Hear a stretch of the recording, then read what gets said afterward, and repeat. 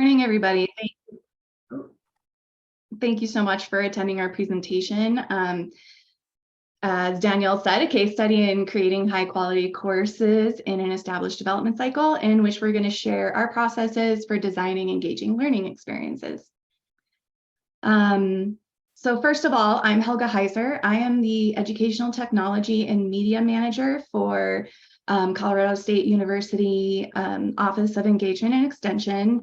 And I supervise the educational technology and video production teams and project manage those teams. Good morning. My name is Nancy Johnson. I am the interim educational resource support manager. This position oversees the learning production office support specialists and the caption editors. Our group helps to create and support the project management processes and the video captioning services, which helps to ensure accessibility. Good morning. I'm Drew Lichtenstein, and I'm an instructional design manager with a focus on quality assurance. I supervise a team of 3 instructional designers and a course developer, as well as about half a dozen student workers that we have helping us prepare, various content for our courses. And with my emphasis on quality assurance, doing a lot at the end of our development cycle to ensure that our courses are both accessible and high quality, which we'll talk a bit when we get there during this presentation. Hi, everyone. I am Melissa Kreider. I am a manager of instructional design for professional education. And so what that means is I manage a team that works with external university partners to create non-credit online courses. Thanks for being here this morning. Good morning, everyone. My name is Christy Jersin Woods, and I am of the 3 instructional design managers. I'm the last one to introduce myself. I have an emphasis in learner engagement, which means that I work with folks who want to increase learner engagement in their courses through educational tools, and I supervise a team of instructional designers and a course developer. Thanks for being here. All right, so let's talk about what we're going to experience today. I'll give you just a second to read over these. But in a nutshell, we're going to talk about our 16-week development cycle and how we can produce many courses efficiently during that cycle. You'll get a chance to get hands-on with a course map that we have our faculty and our partners go through. We'll talk about our quality and how we make sure our classes are the highest quality while really sticking to that development cycle. So Nancy is going to introduce what that cycle looks like from a high level.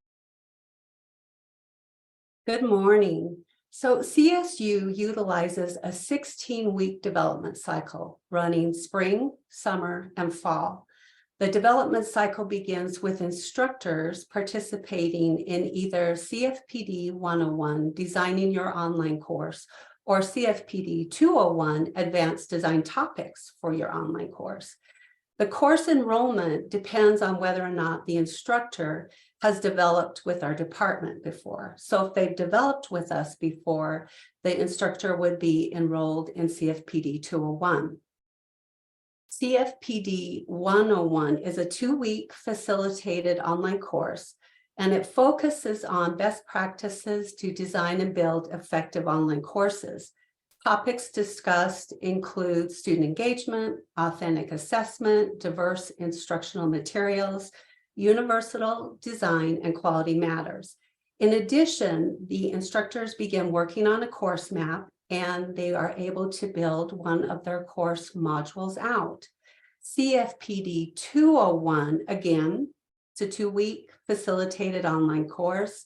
The course focuses more on advanced topics in online course design that aim to increase in student engagement. The next part of the course development process is the concept meeting.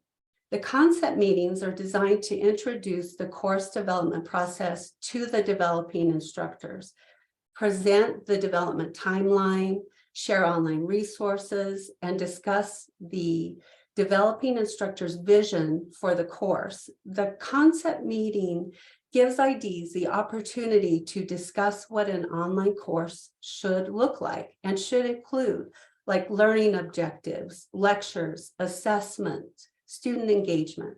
It gives you a time to share ideas on how to present the content and to encourage active learning and student success. The concept meeting is a place where processes and timelines are shared, but more importantly, relationships are built. The next step is the video team meeting. So this is a meeting where the instructional designer and the instructor meet with the video team member to discuss needs, options, processes, as well as deadlines for developing video. The course development cycle is broken down into 4 steps, 4 major important deadlines. We have a 25, 50, 75, and 100% deadlines. This is important to know as the course process moves forward. The deadlines help to ensure that the content delivered to the ID and then added into the course is consistent and timely. The instructors and instructional designers continue to meet regularly during this time period. At the 100% deadline, the course development process moves from development to review. The first step is the accessibility and design review. A member of the learning development team is assigned to complete an A&D review utilizing a detailed checklist that has been developed by the department. Once the course meets the A&D criteria, this process is complete, and then the course moves to the Quality Matters review. The Quality Matters review is again an internal review using the Quality Matters rubric and is completed by a trained learning development team member. Quality Matters provides research-based, industry-recognized quality assurance standards. We utilize Quality Matters to evaluate course design, not course delivery. Once the course has passed the review, the development is complete. The instructor is then notified by email that the course has passed the learning development team processes, and the email provides information for the instructor moving forward when teaching the course. Hand it over to Christy. Thanks, Nancy. So we use a variety of resources in our course development process that help us to achieve the development that Nancy just beautifully laid out for us. The first of which is a course map template. This is a standard template that is used to help really get into the nooks and crannies of a course content and make sure that we're fully developing out our courses. I don't know how many times we're working with, folks who have never developed online before, and you just don't think about, oh yeah, I need to explain that. I need to make sure that that discussion is in there. I need to make sure that the videos are connected and things like that. So the course map template helps to kind of really dive deep into that. The other thing that the course map template helps with is alignment, and that's really crucial at the end of our cycle when we're in those review process, especially for Quality Matters. So much of the Quality Matters rubric is focused on alignment, and so the course map template is that first entry into that, and something that both instructional designers and the faculty can keep coming back to as they need. We also use a structured shared folder through OneDrive. And this is used for a couple of reasons. The first is for content delivery. So our instructional designers work with their faculty, and they will have faculty deliver content into the OneDrive. And this helps for a multitude of reasons. One, it ensures collaboration between the ID and the faculty in the OneDrive already. It also allows us to be able to share out that content to our folks who help build our courses. We have several student workers that will help with course build process and caption editing and things like that. And being able to have everything in a central location helps a lot. The other thing that the OneDrive helps with is ensuring that we can give our faculty resources to help them with their course development. So things like different types of authentic assessments and having a handout on that, having a handout on self-recording tips if they are going to be recording their own videos. Maybe it's on creating measurable learning objectives. So we can put all of these resources in there, and as well as templates for like our syllabus or PowerPoint, things like that. It's all in one place. The instructor knows where it's at, and they're able to utilize those resources as needed. We also have our IDs and course developers meet with their faculty either weekly or bi-weekly through Teams, which is like exactly like Zoom, but Microsoft's version. This is incredibly important to make sure that the faculty are staying on track with those deadlines that Nancy mentioned. We talked about that 25, 50, 75, and 100% deadline. Ensuring that they're meeting weekly or bi-weekly with the faculty can help answer any questions, discuss any points where they're feeling stuck, and help to create just communication back and forth with that feedback loop, knowing that they have that there every time. And then lastly, we use a ticketing system called Fresh Service. Fresh Service, the way that we utilize it is we have one parent ticket for each course, and then we have what are called child tickets that are connected through the parent ticket for things like course build assistance, making sure documents are accessible, or building out modules in Canvas, adding to our course map, caption editing and transcript services. We have student workers who focus on that as well, and we can create child tickets on that. And then it just helps us to really make sure that we're answering the questions that are often forgotten. Things like, where is the document that you need me to edit? Well, there's a question in that. You can kind of build out Fresh Service to be what you need it to be. So that's a really helpful system. And then anyone on our team is able to go through and look at that ticket and see, especially when we go back to the review process, see, yes, this video doesn't yet have captions, but they've submitted for them, so I know that they will be coming. It's just a great way to have really open and transparent communication, thoroughly organized. The other resource that we use is our video team, and I'm actually going to pass it over to Helga to talk more about our video production team. Good morning. Thank you all for joining us again. So as Nancy had mentioned, there is a handoff meeting for the video production team, and that comes in the form of a consultation in which a video team member will meet with the instructional designer and the faculty to just learn more about their course and determine the most appropriate form of video content to create with the faculty.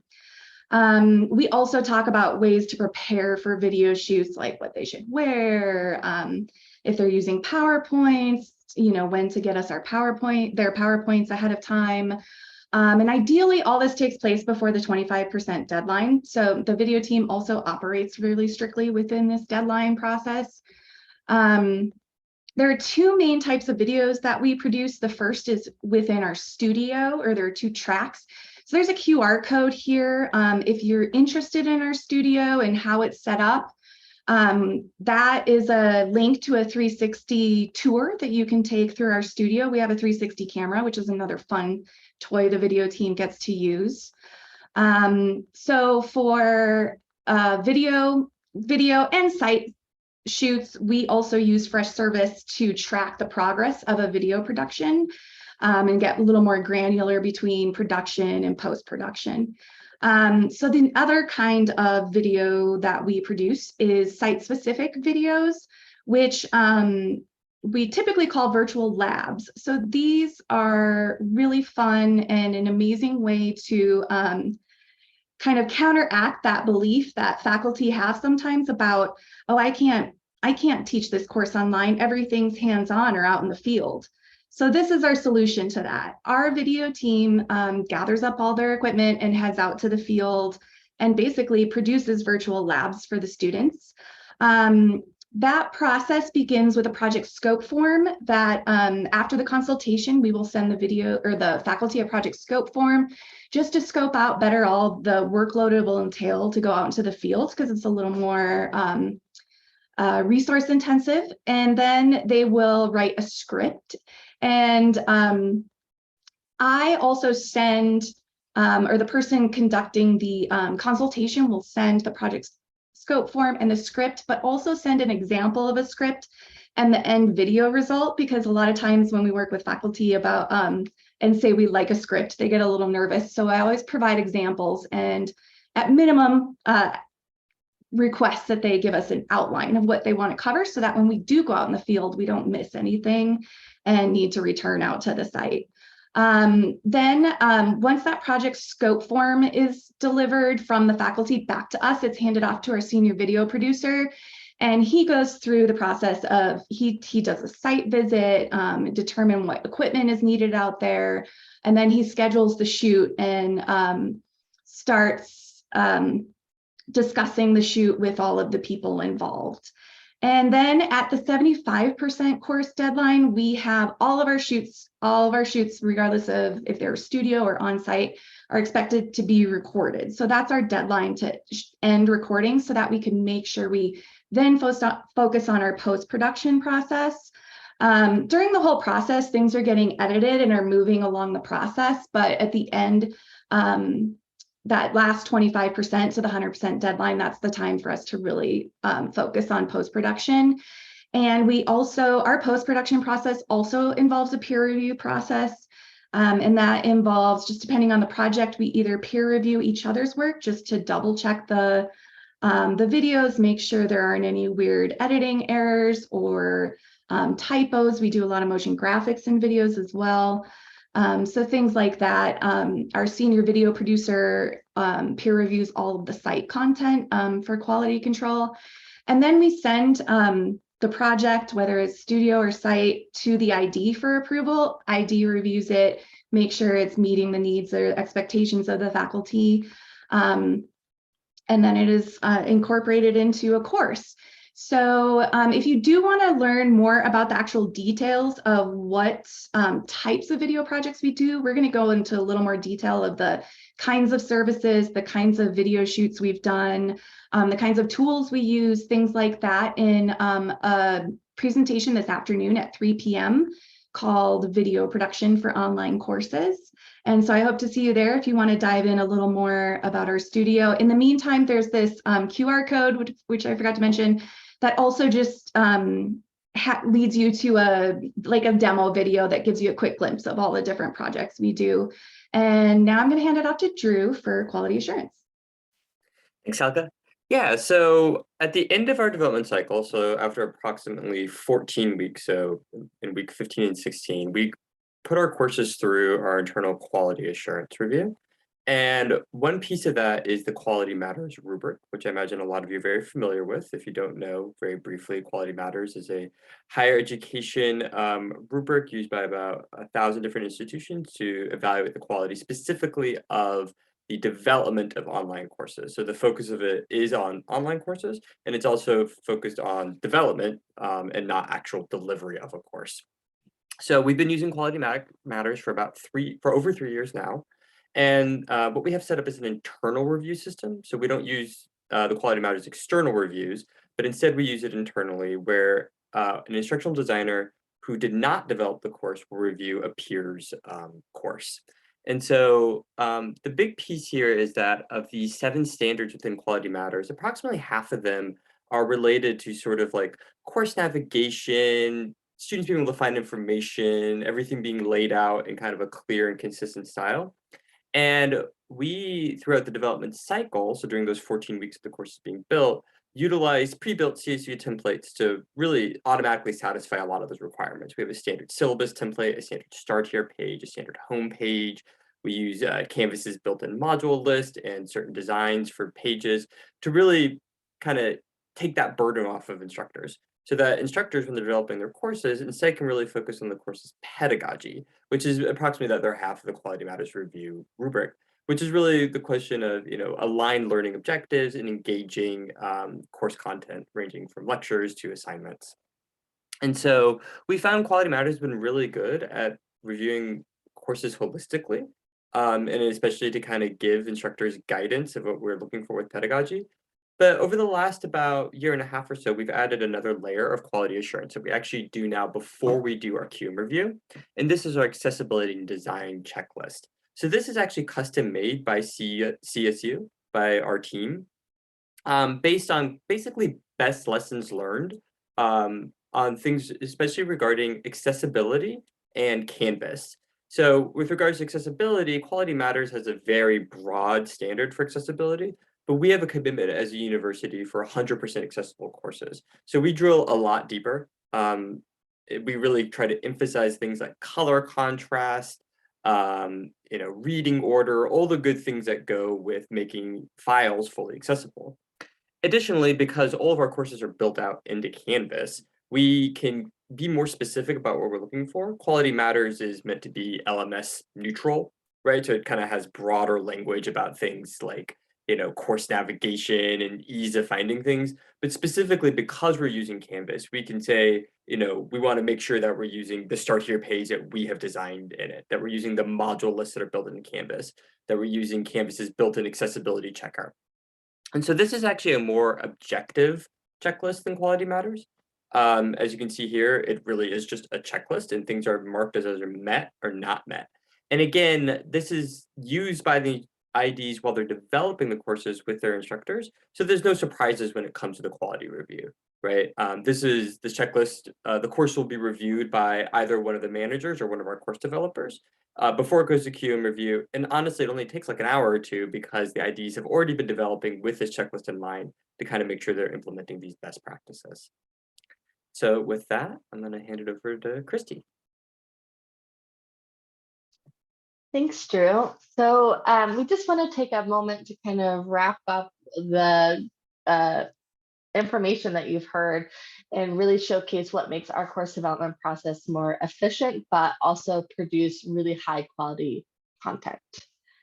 And there are a couple of things that you've probably heard throughout this presentation. And the first of which is, you probably have guessed if you haven't caught on, we have a large team and we're able to delegate many different processes within the course development process to specific folks whose job it is to do that specific thing.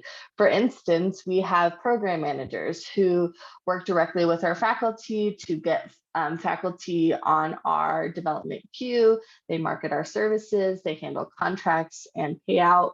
We have our instructional designers and course developers who work directly with faculty to help develop and design their courses. These are the folks that are meeting weekly, bi-weekly, and really in Canvas, helping them really develop out their content to make sure that there's that end product at the end.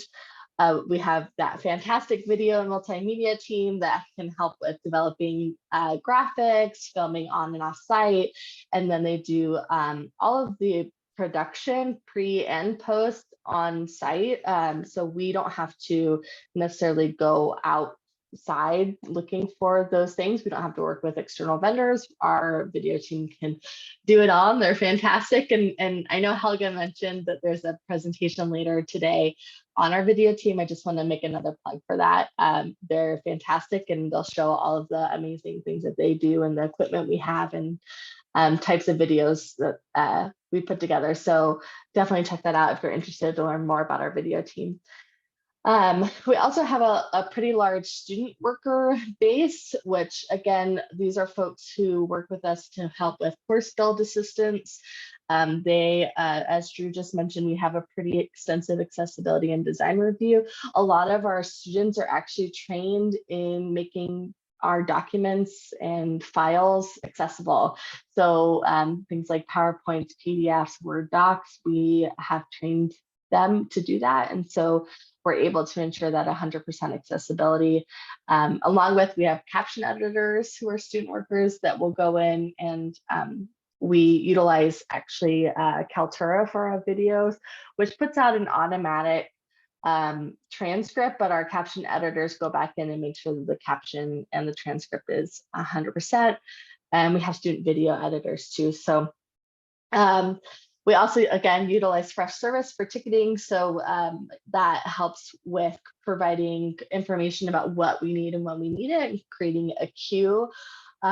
We have those student workers in those different queues to help with those various tasks. So large team, lots of people to help. And because of that, we're able to produce about 50-ish courses per cycle, per 16-week cycle.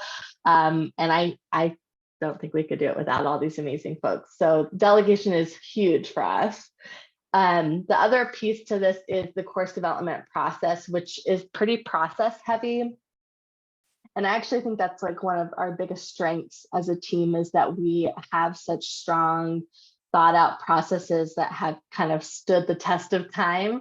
We're able to have that SME pre-development that happens in CFPD, those courses that Nancy mentioned that happen at the beginning of our cycle, where they're starting on their course map right away. They're thinking about alignment and assignments. They're getting introduced to their instructional designer in that concept meeting.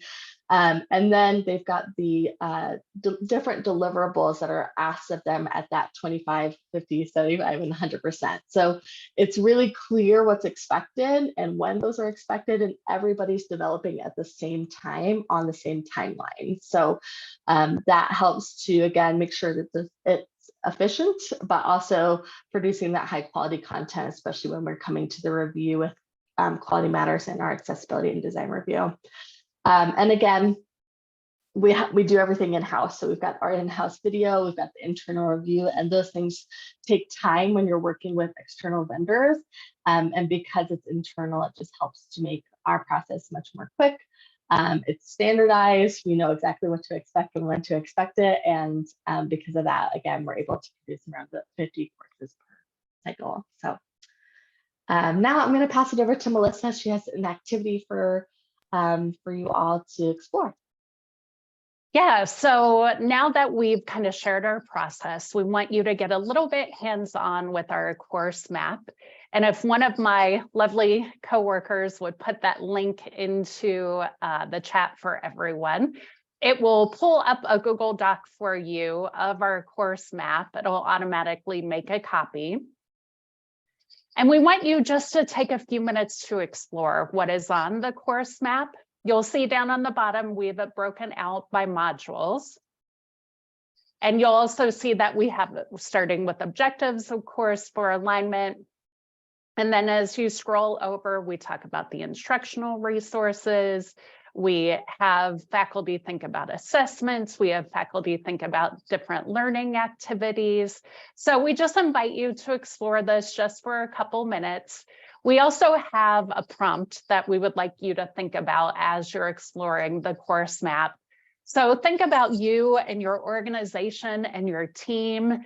Think about how you could add value to the course development process while thinking about CSU's model for course development. And we invite you to post that in the chat. So explore just for a couple minutes the course map, think about how your team could really add value to the course development process.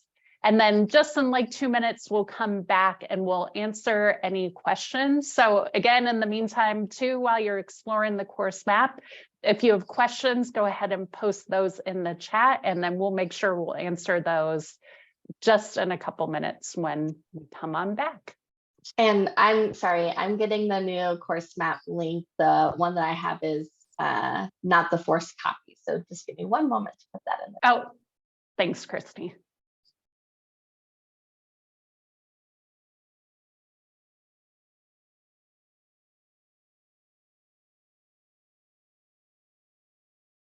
And while we're waiting for the course map link, I would love to hear what value could you or your team add with working with faculty for online courses.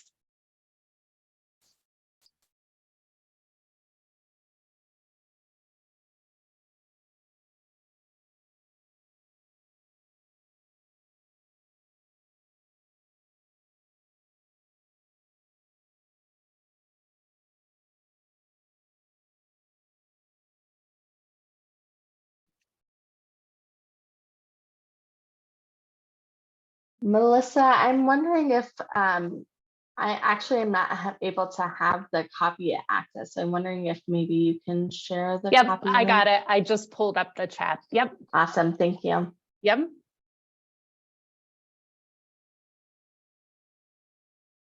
There we go. All right, maybe just another 30 seconds. Melissa, that's the same link that's asking for access, sorry. Oh, I thought that was the copy one.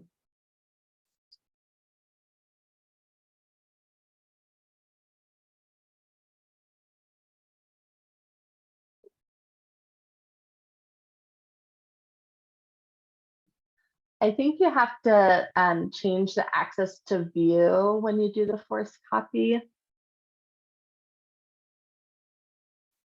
Yeah. All right, we'll try this one. If not, we'll make sure to share this out in the Discord channel as well.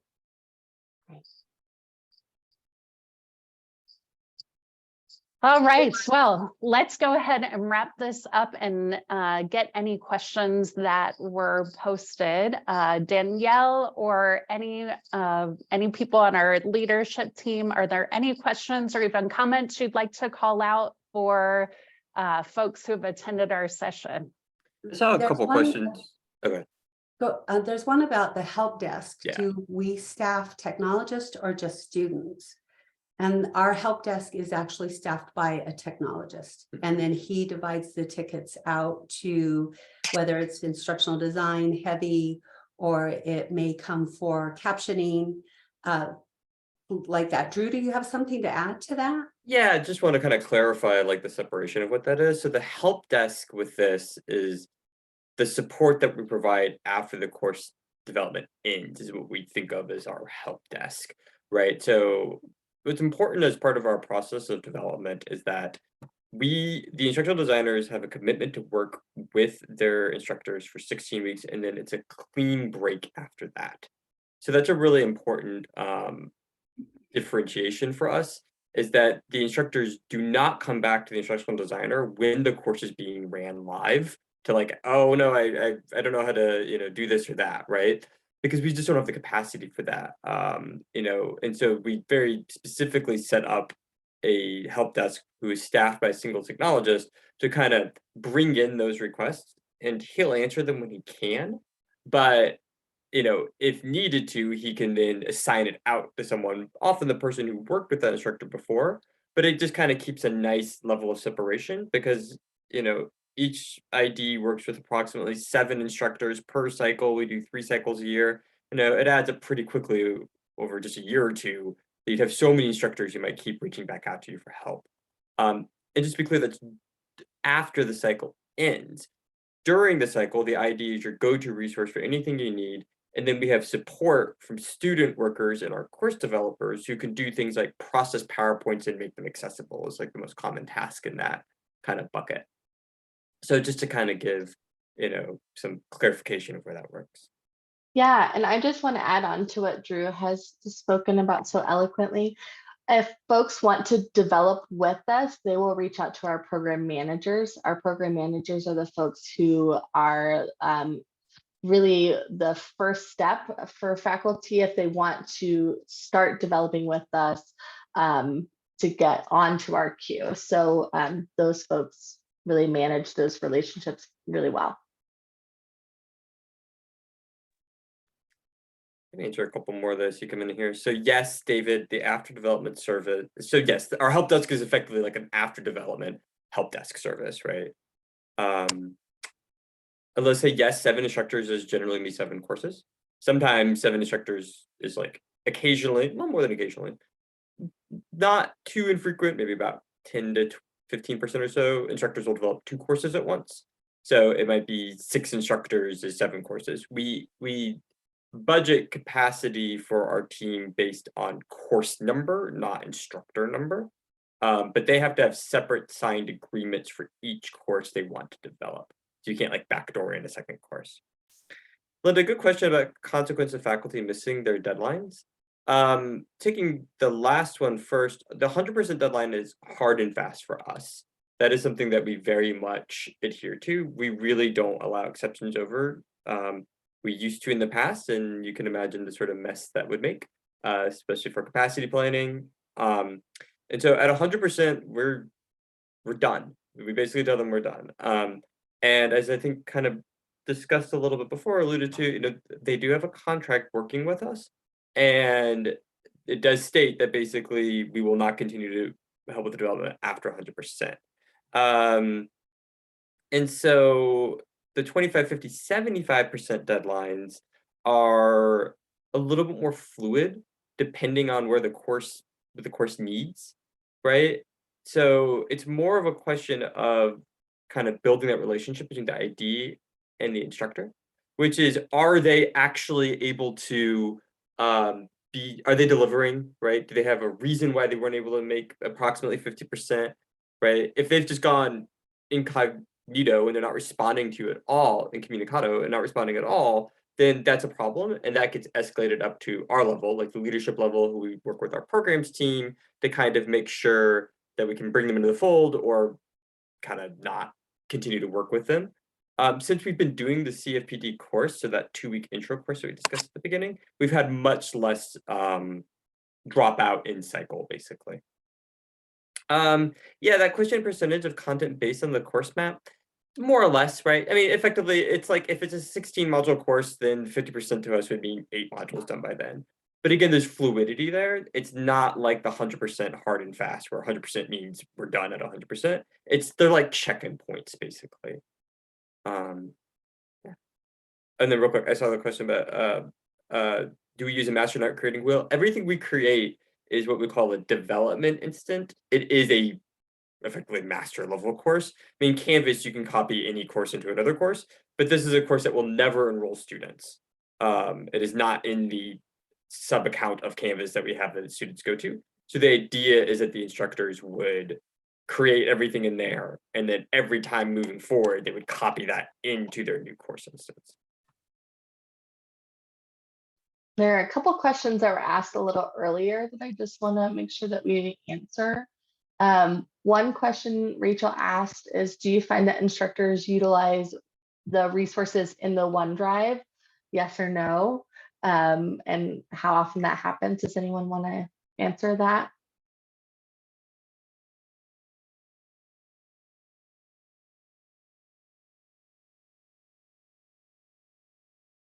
I can. I see Melissa's looking for her mouse.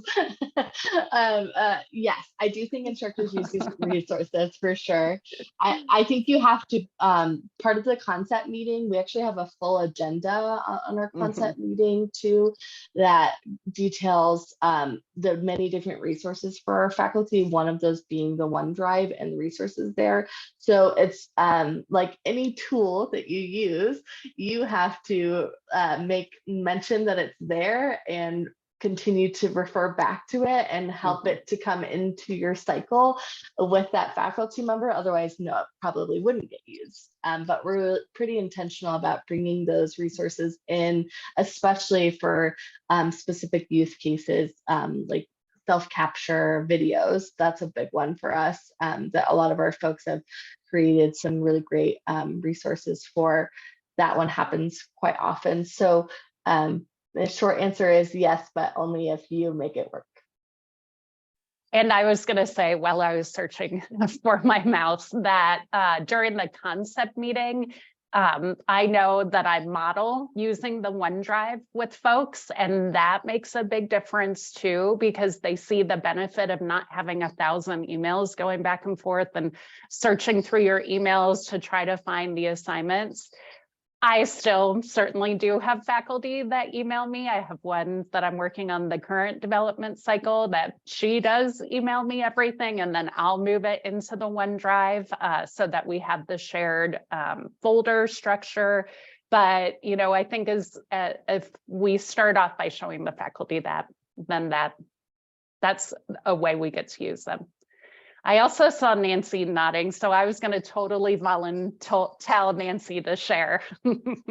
One thing that I've had happen in developing with instructors is using the OneDrive, and then it's 2 development cycles later, and they have maybe misplaced documentation that they gave to me. And they're so thankful that it was in the OneDrive. We also take our OneDrives and copy them over semester to semester to another server, and they're listed by course, by semester, and by development, so that if there ever is a need to find that information, we've got quick hands on it. There's another question in the chat. What does your process look like for course refreshes? To what degree does this 16-week process use for that purpose, or do you have a separate process for that? And Nancy, I thought you'd be great at answering that one too. What's our process for course refreshes? Course refreshes are just about the same as a total course development. We follow the same guidelines. So if they've developed before with us, they're going to go into CFPD 201, and then they will be connected with an instructional designer. We talk a lot about what they've done in the past that has worked, what they would like to change, what they would like to keep. And then the development process begins. It's still the development guidelines, it's still the deadlines. All the processes move forward, but sometimes as far as content, there's not so much to develop on either side, either the instructor or ID.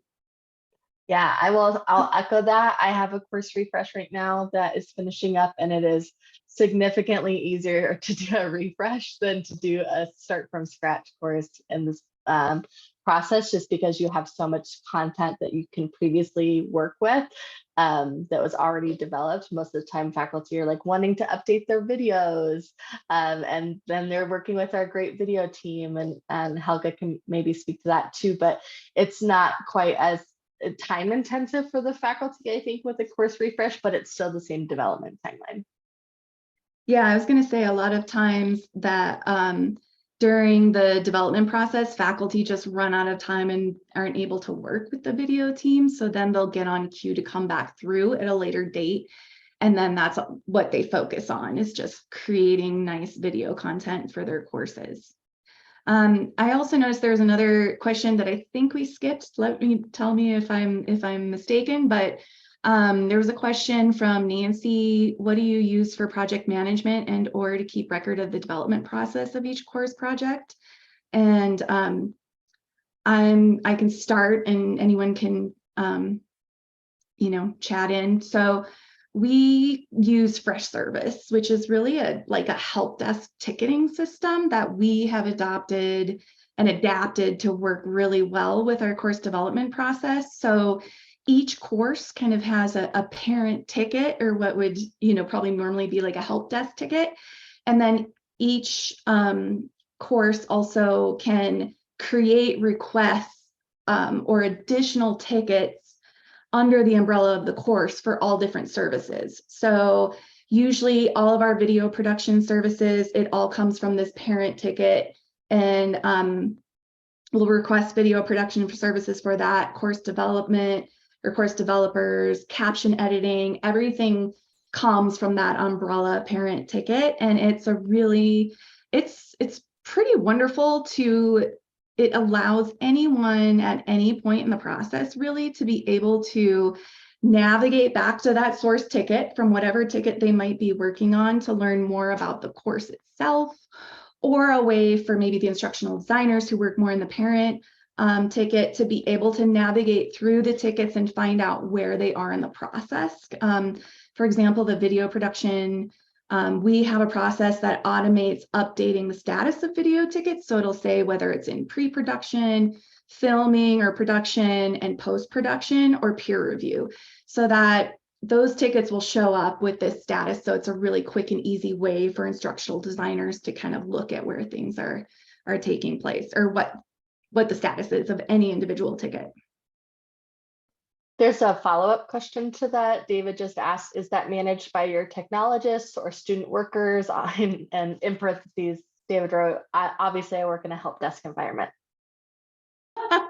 That is actually managed by our main IT group for CSU engagement and extension. So they actually manage Fresh Service. Like if we want any automation created or anything like that, I love automation. So I am one of those nerds that really bother them a lot about creating automation. So we'll go to them and they'll manage that and create that. And then they also use Freshservice for their own IT tickets. And then we also use Freshservice for our help desk as well. So we use it for everything. Marketing also uses a project management section of Freshservice for their projects. So it's pretty much where most service-based things are going through Freshservice. Real quick, we are just under 5 minutes left. Thanks, Danielle. It looks like there are 2 questions. We may or may not be able to answer both of them. Thoughts on how you deal with third-party tools, and do we have any challenges with instructor buy-in? How do you cope with the challenges? Oh, go ahead, Drew. Go ahead, Chris. I was going to say, I can speak to the third-party tools, and Helga can probably speak to that. Well, Drew, you can too. We have a digital tools committee that is currently working on process for third-party tools, including creating a rubric, having a database of all the tools that are being used, evaluating those tools, and just ensuring that we're creating high-quality things. If there are things with security, privacy, accessibility that are coming up with these tools, we are noting them and then discouraging instructors to use them. However, instructors can decide to use those things regardless. So it's more about just creating that database of information and evaluating those tools effectively so that we have the information we can share with our instructors. But that is very much in process right now.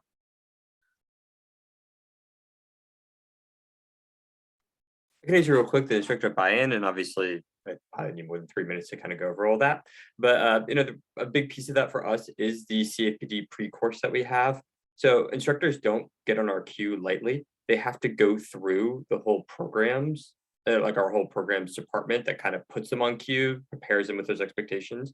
And then they have a 2-week course, kind of a crash course on what to expect when they're going to be creating an online course, right? So there's a lot of prep that we try to put them through to start with so that they can kind of, be on the same page. And of course, there's a lot of, little things they might not agree with, or, things that they're not sure about. And if that's the role of the instructional designer, right? Our instructional designers are very much, their resource for kind of working through those challenges or issues. And then real quick, right above there, I don't know if we saw it or not, but there's a question about basically instructional designers' capacity to determine and delegate project assignments for IDs so the workload is reasonable. We do that, to be honest. We have a very thorough smart sheet tracking that we do, that our leadership team kind of prepares capacity. You never quite know up front like how complex a course will be, but we have a pretty good idea of what an average course is, and it does seem that a good course load is approximately 7 courses per cycle, and we delegate out our courses, and we also set our queue capacity at that. So we don't include more courses onto our queue once we reach maximum capacity, effectively multiplying the number of instructional designers we have by 7 or so. The smart sheet tracking I just mentioned, it wouldn't make sense to share. I can download a copy of the checklist though. I think I'm happy to share that. All right. And we'll make sure to get the resources into Discord too. Yeah. Yes. Yeah. Wonderful resources from our team to share. I'm the moderator here and I work with this wonderful team. So lots of wonderful things in our development process. We are right at about time. I'm going to stop the recording here and it will be shared through Elk's YouTube channel soon. Thank you guys for joining us in this session, and thank you to this wonderful team for sharing this information with us. Thank you, everyone. Thanks, everyone. Thanks, everyone.